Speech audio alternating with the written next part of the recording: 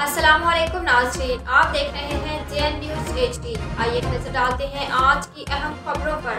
خبر شامل کرتے چلے نواب شاہ سے۔ District reporter JN news Rao Muhammad Afzal Rajput کی رپورٹ کے مطابق کمشنر شہید بے نظیر آباد ڈویژن عبدالعلیم لاشارے نے DIG پولیس محمد یونس چانڈیو کے ہمراہ نواب شاہ شہر کے غلام حیدر شاہ کالونی میں گھر پر نمبر لگا کر 7ویں ڈیجیٹل مردم و خانہ شماری کا افتتاح کیا۔ اس موقع پر ایڈیشنل ڈپٹی کمشنر شہید بے نظیر آباد محمد سلیم جتوئی، ڈویژنل سائنسز کوآرڈینیٹر نور الدین جمالی، اسسٹنٹ کمشنر نواب شاہ علی شیر جمالی، انفارمیشن آفیسر اعجاز علی تانیو سمیت ریونیو اور شماریات کے افسران موجود تھے۔